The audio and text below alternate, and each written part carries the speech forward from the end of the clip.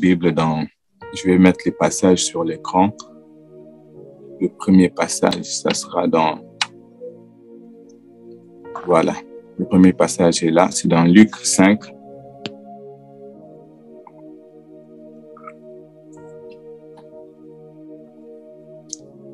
Luc 5, à partir du premier verset, je pense on pourra se limiter au 4e verset. La Bible déclare, comme Jésus se trouvait auprès du lac de Génézareth et que la foule s'est pressée autour de lui pour entendre plutôt la parole de Dieu, il vit au bord du lac 2 barques d'où les pêcheurs étaient descendus pour laver leurs filets.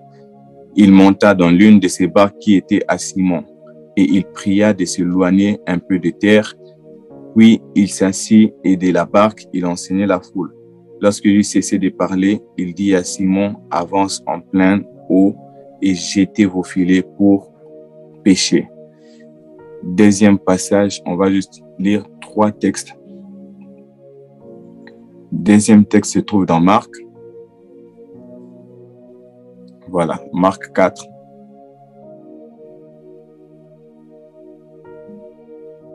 Le verset 35. À partir du verset 35, je pense qu'on va se limiter au verset 39.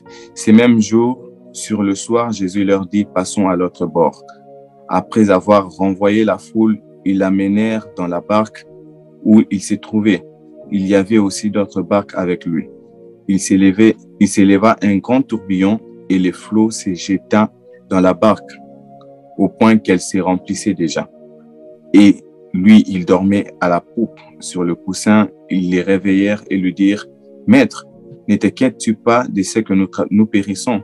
S'étant réveillé, il menaça les vents et il dit à la mer, « Silence, tais-toi » et le vent cessa et il y eut un grand calme. Pour finir, on va lire Jonas, le livre de Jonas le prophète. Jonas, le chapitre 1, juste quelques versets du début. La parole de l'Éternel fut adressée à Jonas, fils d'Amittai. En ces mots, lève-toi, va à Ninive, la grande ville, écris contre elle, car sa méchanceté est montée jusqu'à moi. Et Jonas s'éleva pour s'enfuir à Tarsis, loin de la face de l'Éternel. Il descendit à Jaffo, et il trouva un navire qui allait à Tarsis. Il paya les prix du transport et s'embarqua pour aller avec les passagers à Tarsis, loin de la face de l'Éternel. Mais l'Éternel fit souffler sur la mer un vent impétueux, et il s'éleva sur la mer une grande tempête. Les navires menaçaient de faire naufrage. Amen, amen. Amen. Voilà, pendant un petit moment, nous allons partager sur les textes que nous venons de lire, et les thèmes que nous allons partager ce soir, c'est en fait ce qui se passe dans la barque. Ce qui se passe dans la barque. Alors, dans l'histoire que nous venons de lire, les dernières histoires, l'histoire de Jonas plutôt, Jonas qui est un prophète. Et on nous présente l'histoire de Jonas. On commence en nous présentant l'histoire de Jonas. On nous parle de son appel, de comment est-ce que Dieu a appelé Jonas. Et lorsqu'on nous présente l'appel de Jonas, on dit la parole de l'Éternel fut adressée à Jonas. Donc Dieu appelle Jonas. Dieu dit à Jonas, va, je vais t'envoyer. Tu vas faire pour moi un service. Tu seras mon porte-parole. Mais il y a quelque chose qui se passe. Mais avant d'aller plus loin, j'aimerais ce soir donner une petite définition tout court, tout simple par rapport à l'appel. Alors ce soir, comment moi j'ai défini l'appel? J'ai défini l'appel comme étant une invitation de Dieu à l'homme, à un homme bien précis, pour que cet homme vive la destinée que Dieu a prévue pour lui. Et ce soir, je ne parle pas l'appel comme étant l'appel au ministère à être pasteur, apôtre, prophète, docteur, évangéliste. Non, je parle de l'appel d'abord en général, l'appel que Dieu nous appelle à le suivre, et puis de l'appel spécifique que Dieu attend d'un chacun de nous. Il y a un homme dans la Bible qui s'appelait Bezalel. Cet homme, Dieu l'avait appelé, Dieu l'avait oint, pas pour prêcher l'évangile, mais pour être architecte, pour construire les tabernacles. C'est ainsi qu'aujourd'hui, on ne peut pas limiter l'appel de Dieu en ce qui concerne prêcher l'évangile, en ce qui concerne être pasteur, docteur, tout ça. Dieu peut appeler quelqu'un pour une mission spécifique et pour bénir aussi l'Église. Et Jonas avait un appel dans sa vie. Dieu a appelé Jonas. Et lorsque Dieu appelle quelqu'un, Dieu lance une invitation. Cette personne peut accepter tout comme ne pas accepter. Mais c'est une invitation que Dieu lance. C'est-à-dire, Dieu a une destinée pour tout un chacun de nous. Dieu a un plan pour la vie de tout un chacun de nous. Et lorsque Dieu appelle, Dieu lance une invitation. Donc, Dieu regarde Jonas, il dit à Jonas, la vie que tu mènes, ce n'est pas la vie que moi j'ai prévue pour toi. Alors moi, Dieu, je te lance à toi, Jonas, une invitation pour que tu rejoignes la vie que moi, Dieu, j'ai prévue pour toi. Amen. Il y a un micro qui dérange. Voilà, c'est bon. Voilà. Dieu lance une invitation à Jonas pour que Jonas rejoigne la vie que Dieu a prévue pour lui. C'est un peu comme avec Moïse. Moïse est prince à l'Égypte. Mais Dieu ne regarde pas ce que Moïse traverse à l'Égypte. Dieu ne regarde pas ce que Moïse est à l'Égypte. Dieu ne regarde pas la vie passée de Moïse. Moïse pouvait se vanter, voilà, j'ai un avenir meilleur, je serai prince, je vais régner en Égypte. Mais Dieu regarde Moïse et dit, ah Moïse, tu ne sais pas. Moi aussi, j'ai une destinée que j'ai prévue pour toi. Ne suis pas la destinée que les hommes ont planifiée pour ta vie, mais suis plutôt la destinée que moi j'ai prévue pour toi. Et c'est ainsi que Dieu lance aussi l'appel à Moïse, pour que Moïse parte libérer les enfants d'Israël. Donc l'appel, c'est une invitation que Dieu lance. Nous pouvons l'accepter, tout comme nous ne pouvons pas l'accepter, mais ce qui est sûr, c'est une invitation que Dieu lance. Et Dieu a appelé Jonas. Dieu a appelé Jonas. Jonas a vu la grandeur de son appel. Dieu a dit à Jonas, va à Ninive, car moi, Dieu, j'ai un projet pour toi. Mais Jonas, c'est ton film. Dieu dit à Jonas, va à Ninive. Va à Ninive. Mais Jonas, au lieu d'aller à Ninive, Jonas s'enfuit, il va à Tarsis. Dieu lance une invitation à Jonas. Dieu appelle Jonas, viens me suivre. Mais Jonas, qu'est-ce qu'il fait? Jonas fuit l'appel de Dieu. Jonas s'en va loin de la face de Dieu. Il fuit son appel, il fuit l'engagement, il suit l'invitation que Dieu le lance. Et lorsque Jonas, je me demande, qu'est-ce qui a pu faire fuir Jonas? L'invitation de Dieu dans sa vie. Sûrement, il y a des choses, il y a des raisons qui ont poussé Jonas à fuir. La première chose qui a fait en sorte que Jonas puisse ne pas vouloir répondre à l'appel de Dieu, Jonas a regardé sa vie. Il s'est dit non, ce que Dieu m'appelle à faire, c'est trop grand. Je ne saurais pas le faire. Je ne saurais pas être devant les gens et commencer à annoncer les oracles de Dieu. Je ne saurais pas être l'instrument idéal pour Dieu, car ma vie est trop petite. Ma vie n'est pas parfaite.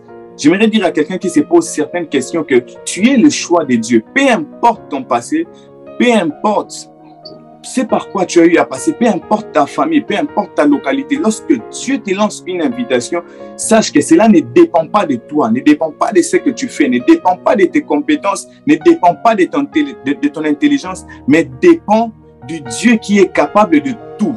Dépend du Dieu qui peut t'accorder sa force et son énergie pour que tu ailles pour lui.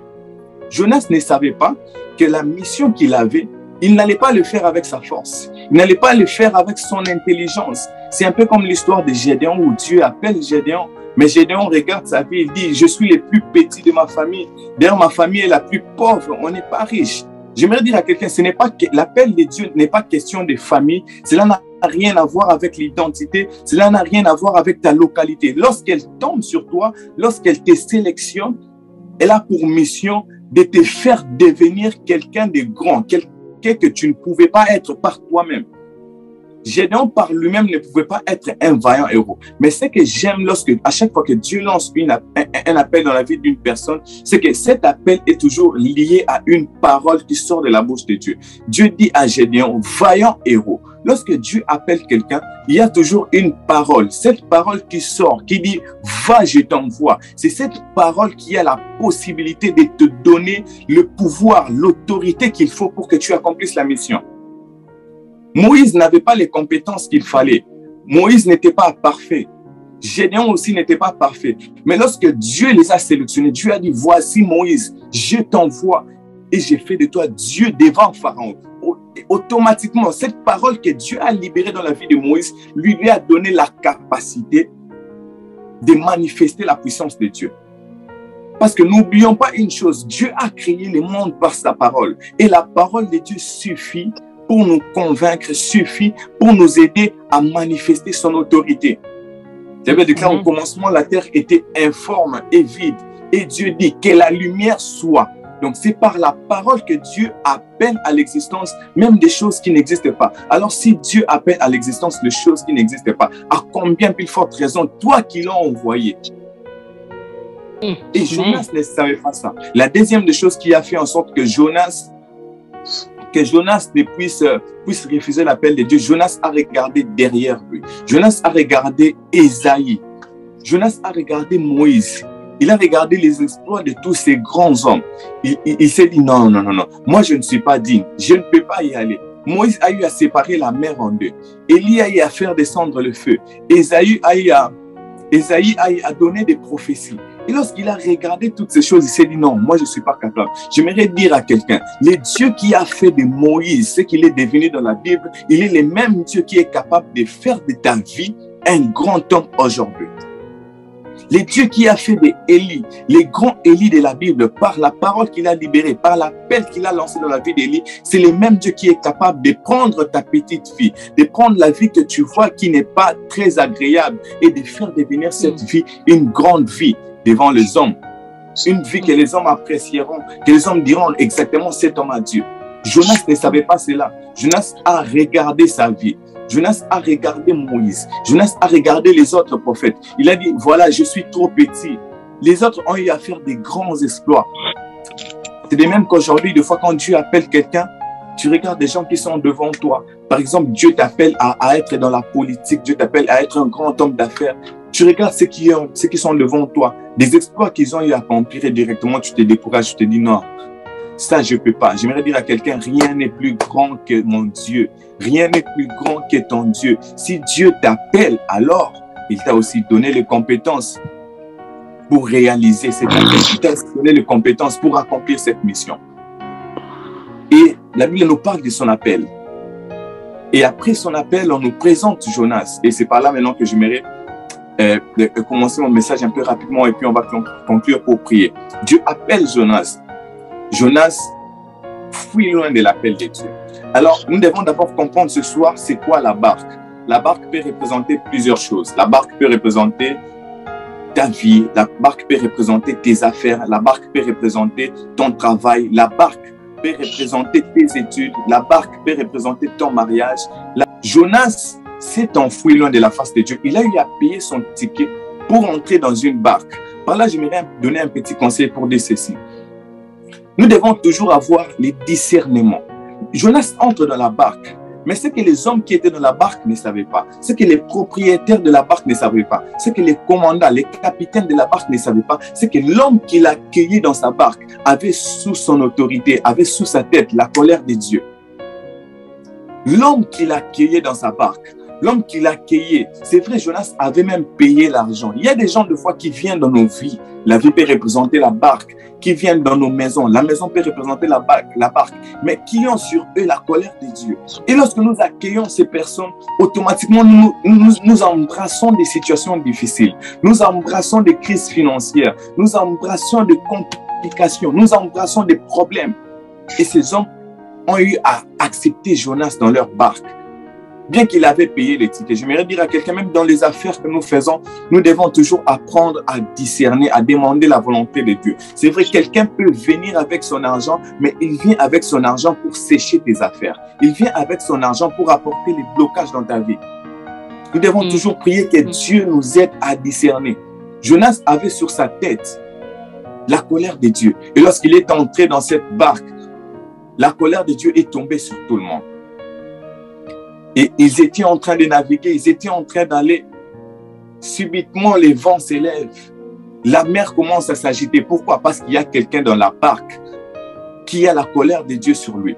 Parce qu'il y a quelqu'un qu'on a reçu dans la barque, bien qu'il a eu à payer son ticket, mais qui a été une porte ouverte pour les situations difficiles, qui a été une porte ouverte pour les complications, qui a été une porte ouverte pour la malédiction. Il y a des fois, on peut se poser des questions, mais Seigneur, ce que je traverse, c'est quoi? Ce que nous traversons, c'est quoi? Ces hommes dans la barque commençaient à se poser des questions, commençaient à se dire, mais c'est pas normal. C'est pas normal. Nous avons bien quitté notre ville pour aller. Mais qu'est-ce qui se passe? Il y a quelqu'un dans la barque qui attire la colère de Dieu. Il y a quelqu'un dans la barque qui fait en sorte que les situations difficiles ne tombe pas simplement sur lui, mais sur nous tous. Et Jonas est à l'aise, il dort, il dort dans la barque. Mais les situations difficiles se sont levées. Les situations difficiles ont commencé à s'agrandir. Ils sentaient qu'ils étaient en train d'aller et de faire naufrage, s'il faut le dire. Ils ont commencé à jeter des trucs dans la mer. Ils ont commencé à faire tout pour calmer la mer. Mais la mer ne se calme pas. Autant qu'il y a Jonas dans la barque, la mer ne va pas se calmer. Il y a certaines situations pour que cela se calme. Il y a des Jonas qu'on doit jeter. Dieu lui-même connaît leur sort. Maintenant, on doit simplement les jeter. On doit simplement le faire sortir de notre barque pour que certaines situations s'apaisent, pour que certaines tempêtes s'apaisent. Et ils ont eu à jeter Jonas. Et lorsque Jonas est jeté dehors, la barque s'est apaisée. J'aimerais dire à quelqu'un qui sent que sa barque est en train de traverser des moments difficiles. Des fois même, peut-être c'est pas toi, mais il y a quelqu'un. C'est cette chose qui se passe dans la barque. Cela ne dépend pas de nous, mais dépend d'un Jonas qui est avec nous, qui attire sur nous la colère de Dieu, qui attire sur nous cette tempête, qui attire sur nous ce naufrage qui est en train de venir. Et c'est lui qu'on doit jeter. Mais j'aime l'histoire dans Luc. On nous présente aussi une barque. J'aimerais dire à quelqu'un, s'il y a des gens qui peuvent apporter naufrage dans ta barque, s'il y a des gens qui peuvent apporter des situations difficiles dans ta barque, s'il y a des gens qui peuvent apporter les malheurs même dans ta vie, je connais quelqu'un qui peut apporter les bonheurs dans ta vie. Je connais quelqu'un qui peut apporter la paix dans ta vie, dans ton cœur. Je connais quelqu'un qui peut, lorsqu'il vient dans ta barque, automatiquement la saison change. Lorsqu'il entre dans ta barque, automatiquement tu ne peux plus pleurer parce qu'il est avec toi. Et on nous parle de cette histoire dans le livre de Luc. On nous parle de Pierre qui était un pêcheur. Pierre qui était dans sa barque. Pierre a pêché toute la nuit. Mais Pierre n'a rien eu. Pierre a travaillé dur. Mais Pierre n'a rien eu. C'est possible que là où tu as travaillé dur, à moindre effort cette fois-ci, que tu aies beaucoup de résultats. Car tout dépend de qui est dans ta barque. Tout dépend de qui tu reçois dans ta barque. Et la Bible nous déclare que Pierre a reçu Jésus dans sa barque, car Jésus devait enseigner la foule. Alors, à l'époque, il n'y avait pas de micro. Alors, des fois, Jésus devait monter dans une barque, s'éloigner un peu du lac et se mettre à parler pour que le vent puisse emporter ses paroles, pour que sa voix puisse porter, pour que sa voix puisse être très forte, puisse se faire entendre. Et Jésus est monté dans la barque de Pierre. Il s'est mis à prêcher, Après avoir prêché, il dit à Pierre, approche-toi vers les profondeurs. Pierre pouvait dire à Jésus, mais tu n'es pas venu ici, ta présence dans ma barque n'a rien à voir avec ce que j'ai fait comme travail. Ta présence dans ma barque est juste pour gagner les âmes. Ta présence dans ma barque est juste pour enseigner. J'aimerais dire à quelqu'un qui pense que la présence de Jésus dans sa vie est tout simplement pour qu'elle puisse gagner les âmes. Ta présence de Jésus dans sa vie est tout simplement pour que Jésus puisse toucher les vies. Non, la présence de Jésus dans ta barque, dans ta vie, c'est pour que Jésus puisse gagner les âmes, bien sûr. C'est pour que Jésus puisse toucher les vies de l'extérieur, bien sûr. Mais c'est aussi pour que Jésus puisse faire un miracle qui te concerne toi. La présence de Jésus dans la barque, cela est lié à ceux qui sont à l'extérieur, mais cela est lié aussi à toi qui es dans la barque. Pierre pouvait se dire, mais tu n'es pas ici pour mes affaires. Tu n'es pas ici pour mon travail. Laisse-moi faire mon travail. J'aimerais dire à quelqu'un, Jésus va te surprendre. Le Jésus que tu as reçu dans ta vie va te surprendre parce qu'il va entrer et il va faire un miracle même dans ton travail. Pierre pouvait dire à Jésus, mais limite-toi à prêcher. Mais Jésus a dit à Pierre, va dans les eaux profondes. Et lorsque Pierre est arrivé dans les eaux profondes, il a dit, jette les filets. Et lorsqu'il a jeté les filets, waouh, Pierre regarde ce qu'il tient, il s'est dit, waouh, c'est formidable. Et regarde, j'aimerais dire à quelqu'un, Dieu fera en sorte que là où tu as échoué, que tu puisses réussir. Dieu fera en sorte que là où ça n'a pas marché hier, que ça puisse marcher aujourd'hui. Car lui-même, il est dans ta barque. J'ai une bonne nouvelle pour quelqu'un. Tu n'es pas seul dans ta barque. La différence n'est rien d'autre que la présence de Jésus. Il était dans la barque de Pierre. C'est ainsi que Pierre pouvait voir les miracles. J'aimerais dire à quelqu'un, Dieu n'est pas dans ta vie que pour gagner les âmes. Dieu est dans ta vie aussi pour te faire prospérer. Pour faire prospérer ton travail, pour faire prospérer tout ce que tu touches comme argent, pour faire prospérer tes affaires, pour faire en sorte que tu montes de gloire en gloire, car il déclare dans sa parole, mon serviteur montera, montera et montera plus haut. Il était dans la barque de Pierre, pas seulement pour prêcher, mais aussi pour s'occuper de la situation de Pierre. J'aimerais dire à quelqu'un, Jésus est dans ta barque, Jésus est dans ta vie. Oui, c'est vrai, pour bénir les autres, mais aussi pour s'occuper de ta situation, de ce qui te ronge. Pierre pouvait pleurer en disant, j'ai essayé toute la nuit, je n'ai pas pu, j'ai travaillé, je n'ai pas pu. Pierre, ne t'inquiète pas, Jésus est dans ta barque, non pas seulement pour les autres, mais il est aussi dans ta barque pour s'occuper de tes inquiétudes, pour toucher là où ça ne marche pas, pour bouger cette promotion qui te résiste, pour faire en sorte que les portes s'ouvrent aussi pour toi. Jésus était dans la barque de Pierre et Pierre pouvait vraiment pleurer. Ça n'a pas marché. J'ai une bonne nouvelle pour quelqu'un qui s'est dit que ça n'a pas marché. J'ai une bonne nouvelle pour toi. Tu n'es pas seul dans ta barque. Jésus est avec toi dans la barque. Tu n'es pas seul dans ta barque. Jésus est avec toi. Puisqu'il est avec toi, c'est vrai, il commencera par bénir les autres, mais il finira par changer ta situation. Il finira par appeler des miracles dans ta vie personnelle. Car des fois, nous pensons que lorsque nous recevons Jésus, c'est vrai, nous devons aller faire des disciples. C'est vrai, nous devons bénir les autres. Mais nous-mêmes aussi, il finira par accomplir des miracles. Plus tard dans la Bible, Pierre pose une question à Jésus. Il lui dit, mais Seigneur, qu'est-ce qui se passe? Nous avons tout laissé. Nous avons laissé nos femmes, nos enfants, nos biens, tout ce qui nous appartenait. Et nous nous sommes mis à te suivre. Mais qu'est-ce que nous allons gagner en retour? Qu'est-ce que nous allons bénéficier en te suivant? Jésus dit quelque chose à Pierre. Il a dit, tout celui qui me suivra bénéficiera des choses d'en haut, bénéficiera de la vie céleste. Mais hormis les choses d'en haut, dans ces siècles présents, il bénéficiera au centuple. J'aimerais dire à quelqu'un, Dieu fera un miracle aussi dans ta vie. Amen. Dieu fera un miracle aussi dans ta vie. Dieu fera un miracle aussi dans ta vie. Et pour finir rapidement, j'aime cette histoire que nous avons lue dans Marc. Il y a quelque chose qui se passe. Jésus est dans la barque. Mais j'aimerais dire à quelqu'un, la présence de Jésus dans la barque de foi n'empêchera pas certaines situations compliquées. La présence de Jésus de foi dans la barque n'empêchera pas certaines tempêtes. La présence de Jésus dans la barque n'empêchera pas de fois que les diables puissent te combattre. La présence de Jésus dans la barque n'empêchera pas parfois que l'ennemi puisse essayer à bloquer. Jésus dans Marc était dans la barque. Marc 4 que nous avons lu à partir du verset 35. Jésus était dans la barque avec ses disciples. Ils étaient en plein voyage. Ils étaient là dans la barque en train de voyager ensemble. Une tempête s'élève. Une tempête s'élève. Les disciples sont agités et essayent de calmer la tempête. Mais ils remarquent une chose, que la tempête ne se calme pas, mais que la tempête va du mal en pire. Et que la tempête est en train de s'amplifier. La tempête est en train de s'amplifier et que la situation dans laquelle ils étaient allait du mal au pire. Et ils ont vu comment est-ce que l'eau commençait à entrer dans la barque. Ils ont dit non, si on reste ici, on va tous mourir. Alors qu'est-ce que nous devons faire? Nous devons aller réveiller Jésus. J'aimerais dire à quelqu'un, des fois, Dieu permet certaines situations dans ta vie pour que tu ailles les réveiller.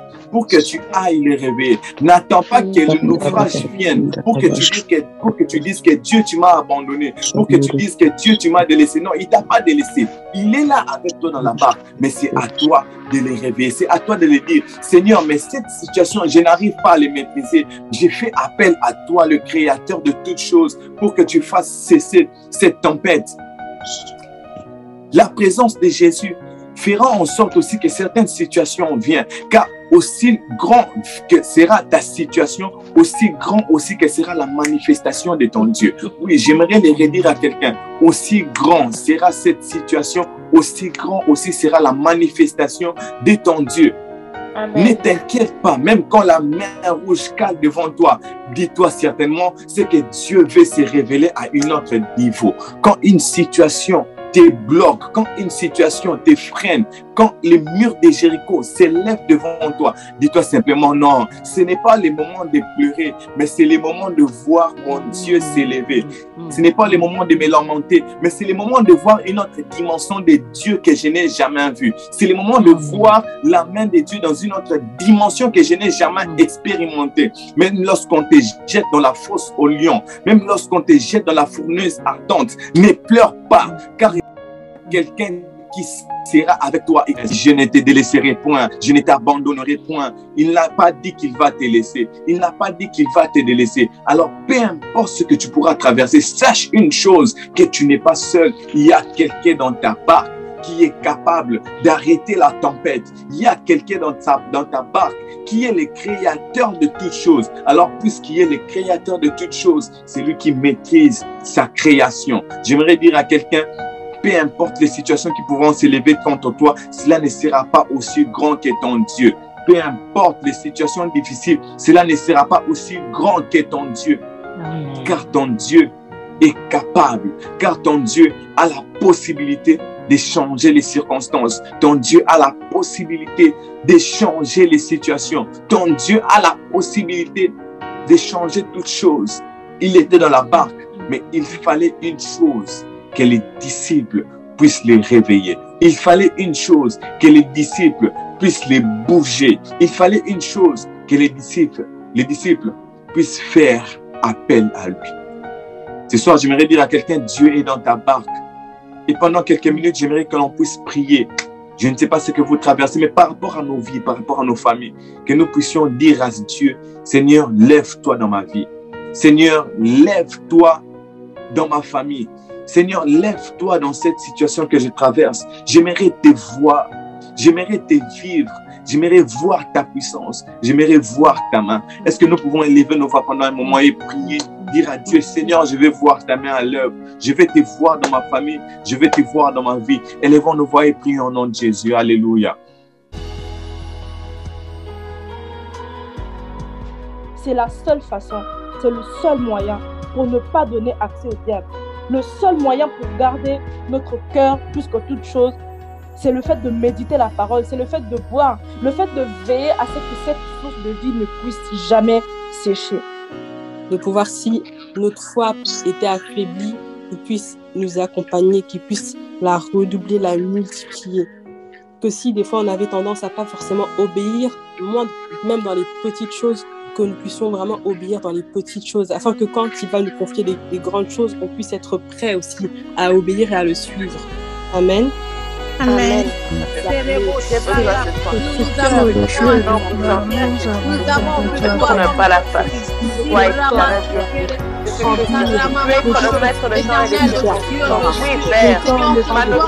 Le Dieu des apôtres qui n'a pas changé. On a pas attends les cris et les pleurs de tes enfants. Seigneur, entends les cris et les pleurs de tes enfants.